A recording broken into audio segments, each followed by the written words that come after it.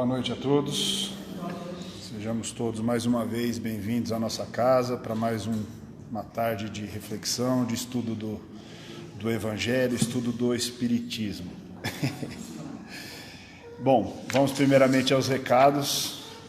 Lembrando que a casa tem o projeto Leia Mais. Ela convida a todos à leitura do livro Há 2000 Anos, a obra de Emmanuel, psicografada por Chico Xavier.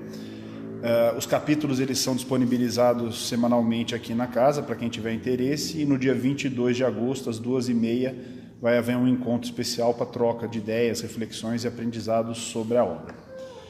E, bom, como todos sabem, nossa casa ela é mantida por contribuições e apoio dos frequentadores, e nesse mês nós estamos promovendo uma rifa no valor de R$50 por número, e o vencedor vai ter direito a 2 diárias em uma chácara no interior de São Paulo, podendo levar até 4 acompanhantes. Os interessados podem procurar a Marta ou a Marcela para adquirir o número. Vamos agora à psicografia. De coração aberto. No início, éramos apenas alguns e o ambiente respirava silêncio. Depois de um tempo, muitas pessoas lotaram um auditório e o silêncio permaneceu intacto. Como explicar tanta ordem e respeito? Eu nunca vi isso numa organização terrena. Assistimos uma palestra que, a princípio, foi a contragosto, pois não tínhamos disposição de ouvir nada referente ao Evangelho. Porém, mudamos de ideia. Fomos tomados em muitos momentos por profunda emoção e até choramos comovidos. Rimos porque os bons também têm muito bom humor. E quando nos demos conta, a palestra já tinha terminado. O que era para ter sido enfadonho foi uma enorme surpresa e uma experiência transformadora para nossos espíritos. Havia ali uma grande razão de ser. Era a passagem de Jesus na Terra, algumas de suas trajetórias e suas fabulosas histórias de amor. Gostaríamos de agradecer o convite e saber se podemos convidar nossos amigos para assistir a outras palestras também. Com certeza, paramos para pensar em muitas coisas, principalmente que o bem sempre vence o mal. A mensagem foi recebida na nossa casa em 6 de junho de 2026. Na verdade, ela nos mostra o que acontece quando nós nos reunimos aqui fisicamente para uma reunião como essa de hoje. No plano espiritual também está acontecendo uma reunião, muito provavelmente em maior número do que a nossa e talvez com um palestrante muito mais preparado para a missão, porque lá no plano espiritual nós temos ali uma infinidade de espíritos, cada um com uma necessidade diferente e todos são atendidos nesses encontros. Então, foi uma mensagem de agradecimento pela participação nessas reuniões. Vamos lá, então, para uma breve prece. Vamos todos relaxar nossos corpos, serenar nossos corações, sintonizar nossa vibração com este ambiente que foi preparado pela espiritualidade amiga para o estudo do Evangelho desta tarde. E juntos, encarnados e desencarnados, vamos saudar a presença do nosso Mestre Jesus, pois Ele nos disse que onde 2 ou mais se reunissem em seu nome, lá Ele estaria. Mestre querido, estamos aqui reunidos para mais uma tarde de estudo do seu Evangelho, estudo do seu caminho, pois sabemos que ainda somos espíritos infantis e precisamos da sua guia, da sua luz, para seguir na seara do bem, evoluindo a cada dia, para que amanhã possamos ser melhores do que fomos hoje. Permaneça conosco, Mestre. Abençoe a todos aqui presentes, em especial ao mentor espiritual desta tarefa. Pedimos também que inspire o palestrante, no caso eu, que eu possa ser inspirado às melhores vibrações, que as palavras aqui discutidas possam ficar refletidas em nosso íntimo e nos fazer sermos melhores a cada dia. Que assim seja, graças a Deus.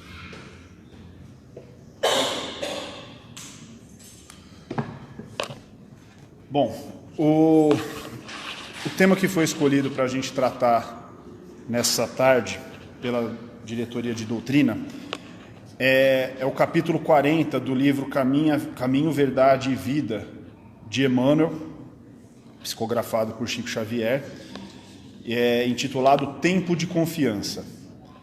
Então esse capítulo ele vai tratar daquela passagem do Evangelho que fala da tempestade aplacada.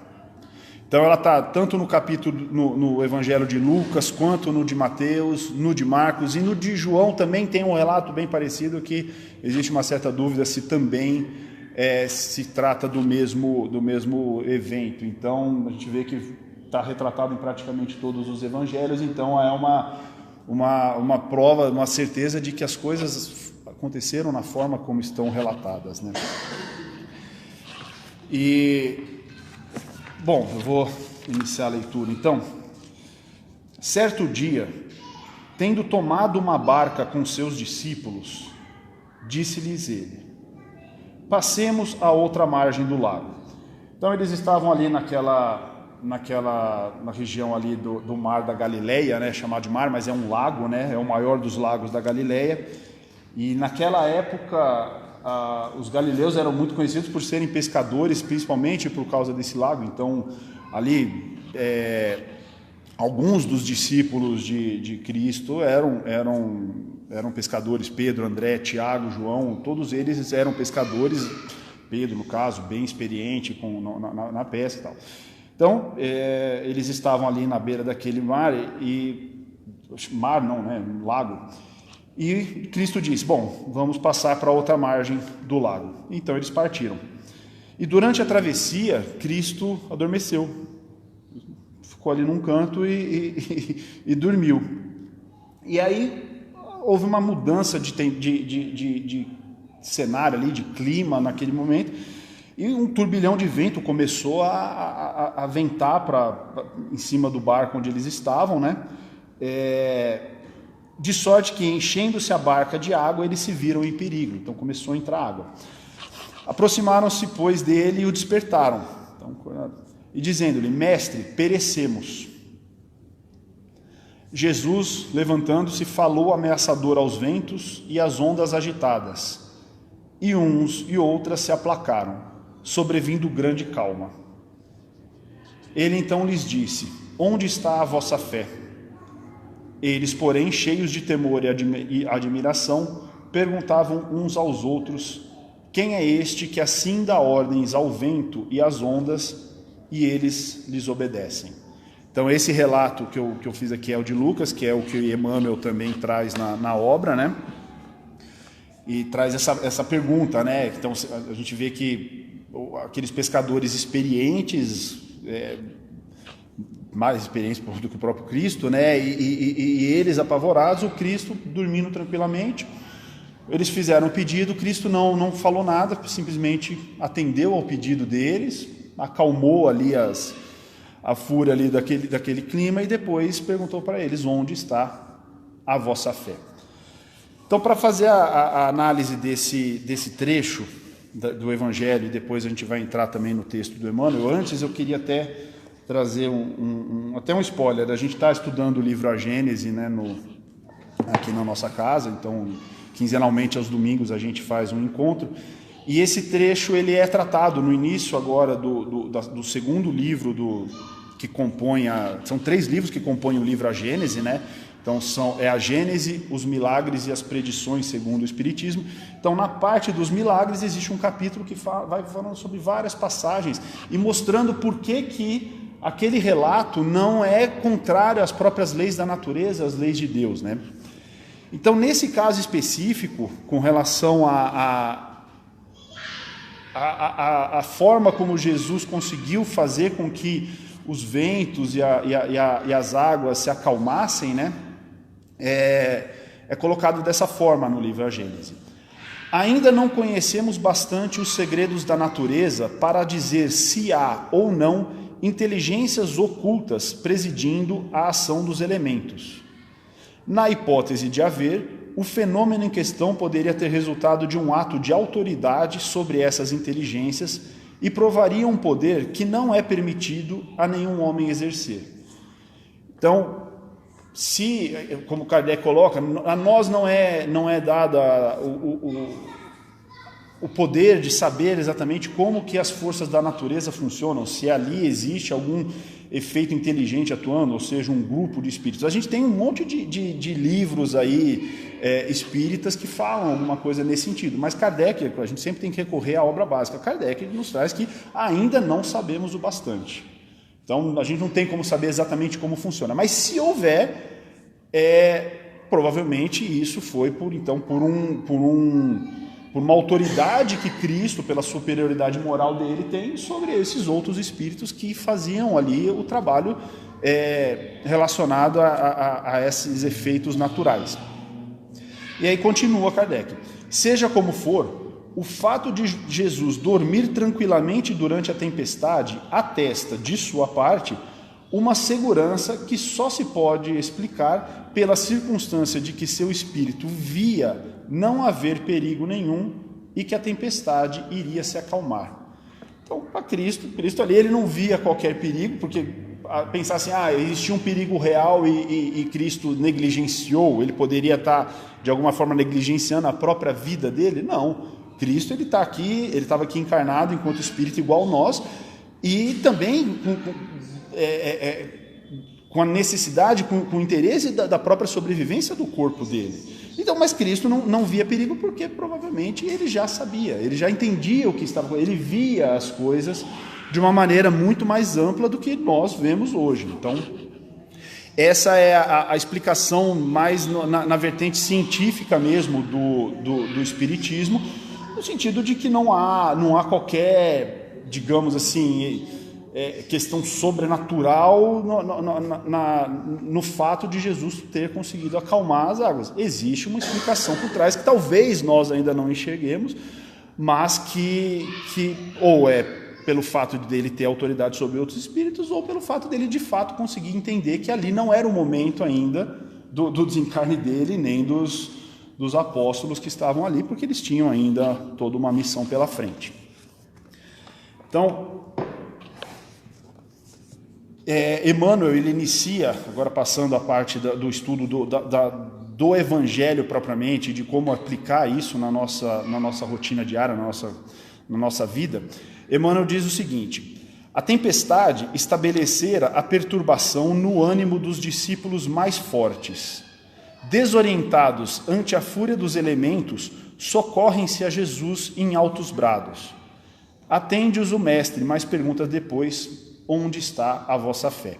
Então, o primeiro ponto que a gente pode tirar daqui é que ali a gente tinha pelo menos 4 pescadores experientes dentro do barco e que se desesperaram naquele momento. Bom, ali, aquela região ali do Mar da Galileia eu até pesquisei para tentar entender um pouco mais, é interessante porque o Mar da Galileia, esse lago, ele fica 200 metros abaixo do nível do mar, e isso propicia uma situação de mudança de clima muito repentina. Então, provavelmente, eles entraram ali naquele barco com uma situação que não existia um risco, Jesus adormeceu ali, estava tudo bem, e de repente veio essa mudança de clima. Então, o primeiro ponto que Emmanuel traz aqui é a questão: os mais fortes, eles sentiram o peso ali, a perturbação do ânimo em relação àquela situação. Então, muitas vezes, nós também, naqueles pontos que nós nos sentimos mais seguros da nossa vida, é onde, de alguma forma, às vezes nós somos testados, né? Então, onde a gente acha que, aqui eu sou uma pessoa assim, então esse tipo de situação nunca vai me abater. Muitas vezes é ali mesmo que vem a prova, onde a gente acha que nós estamos mais seguros, onde nós não esperamos, de alguma forma, essa prova, esse exercício da fé. E aí Emmanuel continua, né? O quadro sugere ponderações de vasto alcance.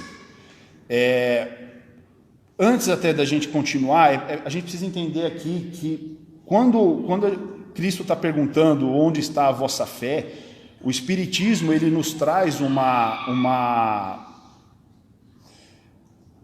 visão da fé um pouco diferente, talvez, daquela fé da crença. O Espiritismo ele tenta resgatar um pouco da própria origem da palavra fé. A palavra fé ela vem de fidelidade, né? Então é do vínculo, da confiança que tem que existir no Altíssimo, em Deus. Então a fé não é exatamente uma crença, mas é uma certeza, é um compromisso que nós temos com Deus. Então, quando Cristo perguntou onde está a vossa fé, ele está perguntando onde está a sua confiança em Deus. Então, porque os discípulos eles estavam ali apavorados, achando que vai morrer todo mundo e tal. E Cristo perguntou onde está a vossa fé. E aí, a interrogação de Jesus, ele continua, Emmanuel, a interrogação de Jesus indica claramente a necessidade de manutenção da confiança quando tudo parece obscuro e perdido. Em tais circunstâncias, surge a ocasião da fé no tempo que lhe é próprio. Então aqui ele traz um segundo conceito, que é a questão de que existe um tempo para a gente exercitar a nossa fé. Então, acho que para nós é muito claro que aqui se nós estamos encarnados nesse mundo de provas e expiações, ainda um mundo de provas e expiações, por mais que a gente às vezes goste de nós estamos numa transição, mas nós ainda olhamos para o nosso lado e nós vemos muita prova, muita expiação, nós passamos por muitas provas e expiações, e isso nos dá uma evidência de que nós estamos num mundo de provas e expiações. O próprio Cristo nos diz que no mundo tereis aflições, mas tem de bom ânimo. Então o que ele está dizendo? Vai haver aflição para todos nós. E isso está intimamente ligado à nossa própria necessidade de evolução, à nossa lei de progresso. Então, qual é o objetivo de estarmos encarnados aqui, se não o de evoluirmos moralmente? Então, tudo isso daí, de certa forma, faz parte de uma grande engrenagem, e a gente pensa assim, eu estou fazendo tudo direito, eu estou seguindo o Evangelho à risca, eu estou tentando ser uma pessoa boa, eu estou tentando ser caridoso, eu estou tentando evitar más vibrações para qualquer que seja, eu estou tentando amar meus inimigos e tal, então eu estou protegido e eu não vou passar por provas. Não, vai passar por provas, ainda que você siga à risca o Evangelho. A questão é como estas provas vão nos atingir. Mas o fato existe um tempo para tudo. A Bíblia nos explica. Então, existe o tempo de viver, existe o tempo de morrer, existe o tempo de plantar, existe o tempo de colher.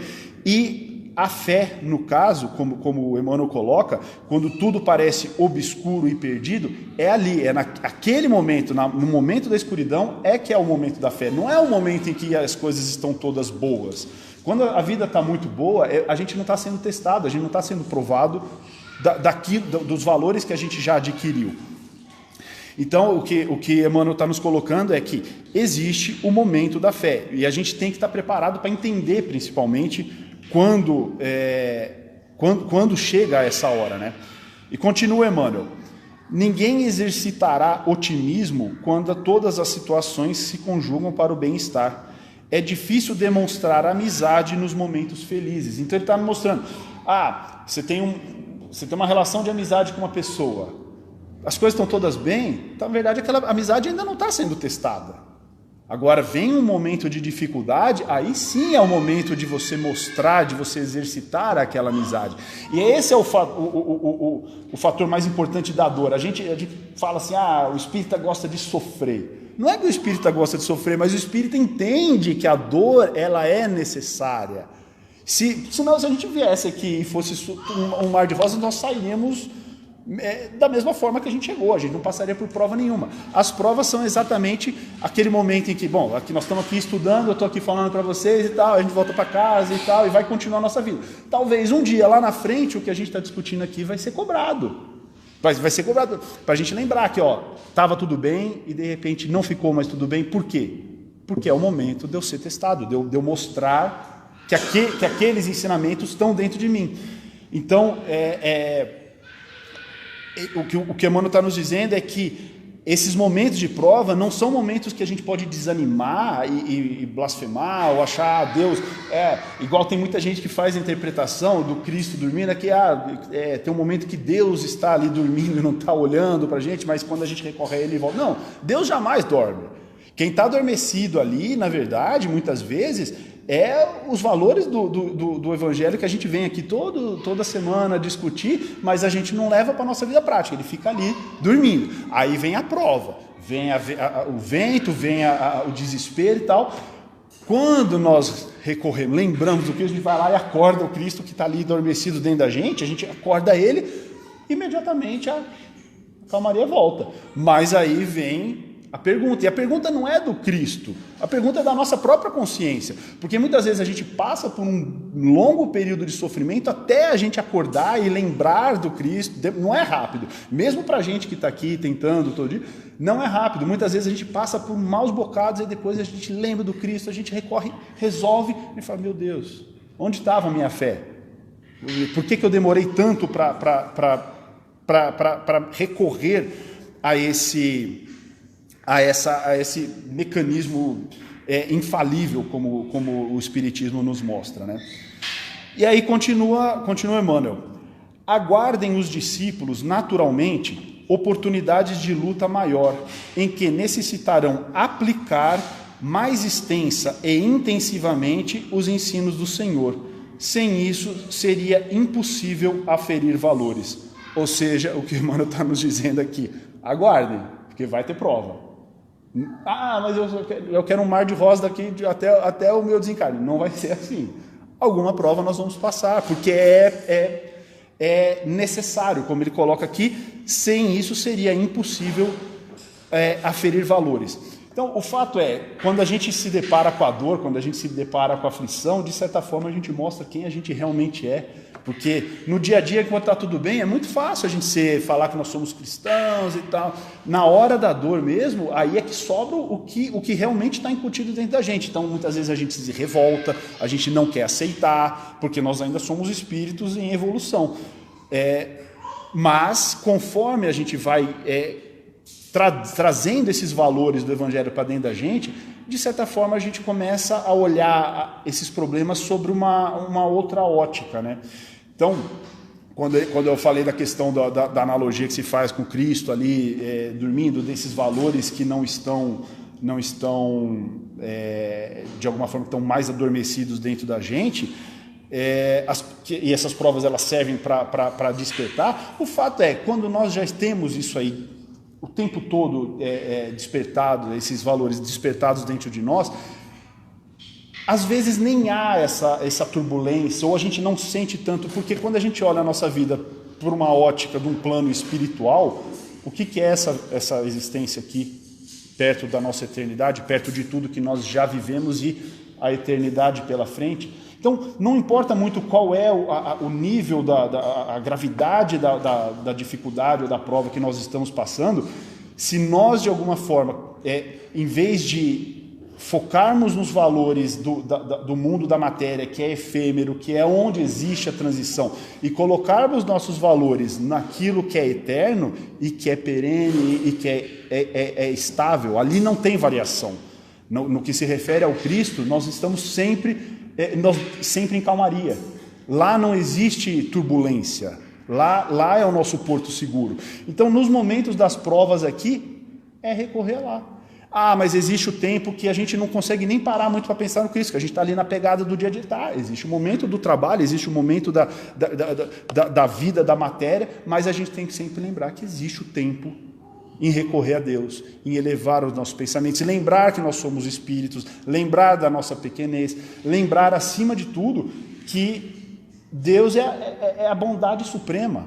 Deus tem todos os atributos ao extremo, ele é bondade infinita.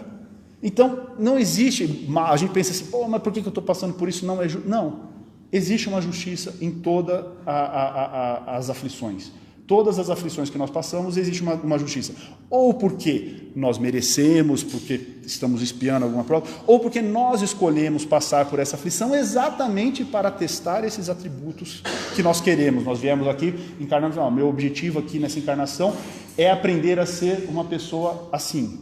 E aí nós vamos passar por provas para mostrar se a gente realmente atingiu o nível do que nós gostaríamos mesmo. E aí continua Emmanuel. Na atualidade dolorosa, inúmeros companheiros invocam a cooperação direta do Cristo, e o socorro vem sempre, porque é infinita a misericórdia celestial. Mas, vencida a dificuldade, esperem a indagação. Onde está a vossa fé?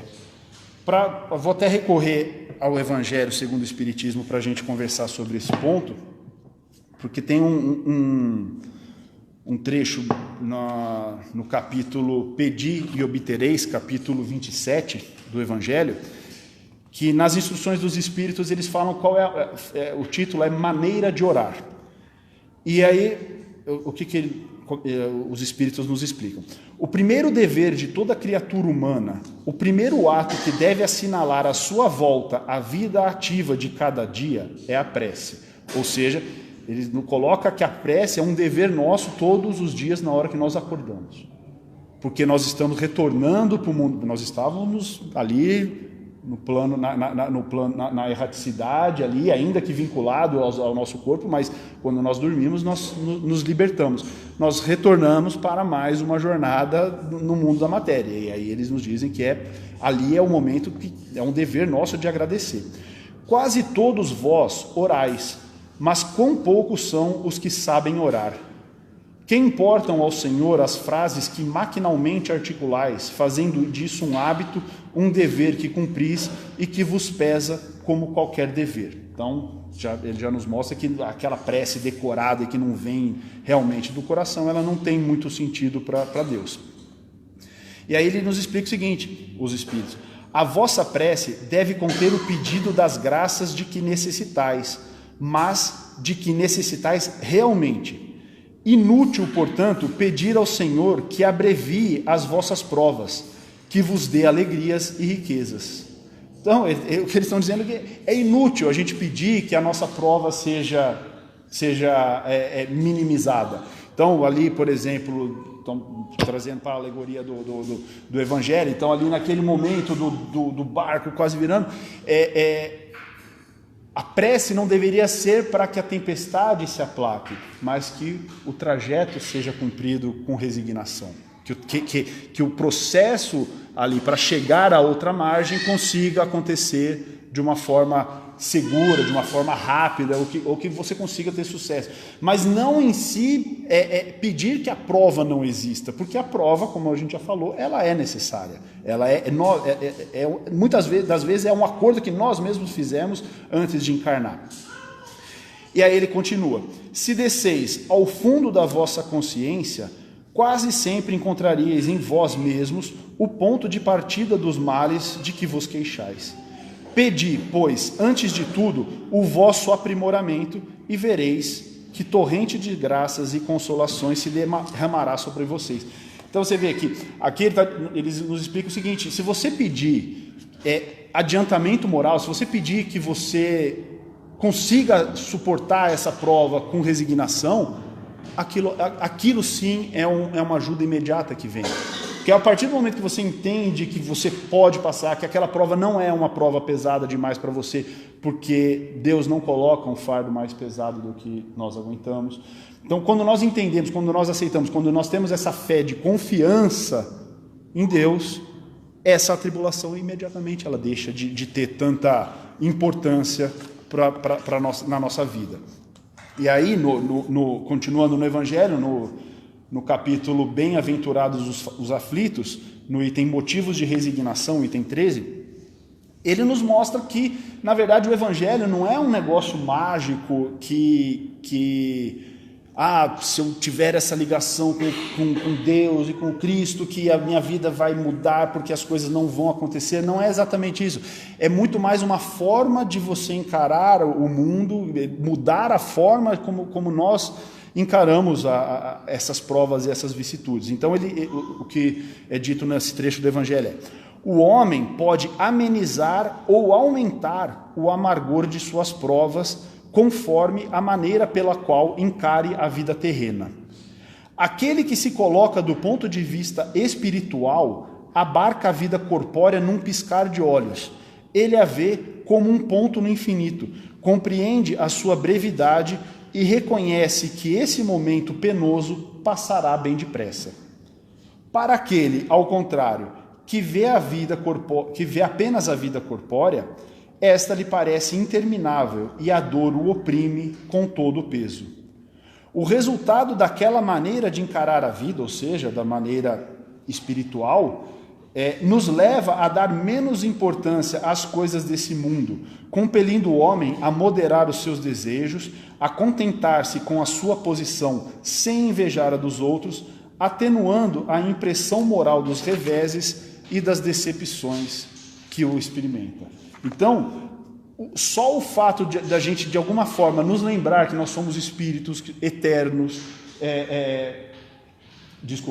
espíritos imortais, eternos não, porque nós tivemos o nascimento, espíritos imortais, e que teremos inúmeras outras experiências da matéria, só isso daí de alguma forma já é o suficiente às vezes para diminuir a importância que esses reveses têm na nossa vida. E aí, para finalizar, ele diz: daí ele aure uma calma e uma resignação tão úteis à saúde do corpo quanto à da alma, ao passo que, com a inveja, o ciúme e a ambição, se entrega voluntariamente à tortura e aumenta as misérias e as angústias de sua curta existência. Bom, era esse o trecho que o Emmanuel nos trouxe. Ele conclui dessa forma: outros obstáculos sobrevirão até que o discípulo aprenda a dominar-se, educar-se e vencer serenamente com as lições recebidas. Então, esse ciclo de provas e ali aquele período em que o espírito revê como que ele reagiu àquelas provas e depois se prepara para uma próxima prova, ele é o ciclo da vida, né? Eu gosto muito daquela frase de Guimarães Rosa, não é, no Grandes Sertões Veredas. Ele fala que o correr da vida ele embrulha tudo, né? A vida ela esquenta, ela esfria, ela aperta e ela desafrouxa, ela sossega e depois ela desinquieta. E o que a vida quer da gente é coragem. Então, a vida nossa vai ser sempre assim. Quando a gente vê que a gente está muito tranquilinho, tá, que vem aquela brisinha gostosa, pode ser aquele ventinho que precede o noroeste, que vai vir aquela fase. É até ruim pensar assim, porque quando está tudo bom, a gente pensa, vai vir alguma coisa ruim. Mas a verdade é que cedo ou tarde, alguma prova a gente vai ter que passar. Então, era esse o recado, que a gente nunca esqueça, então, nos momentos de turbulência, de elevar os nossos pensamentos ao alto, lembrar dessas lições que a gente está aqui discutindo, porque às vezes é praticamente instantâneo. A gente lembrando disso, praticamente aquela dor, aquela aflição, ela já vai se tornar muito mais suportável. Obrigado a todos, uma boa noite. Não vou fazer a prece.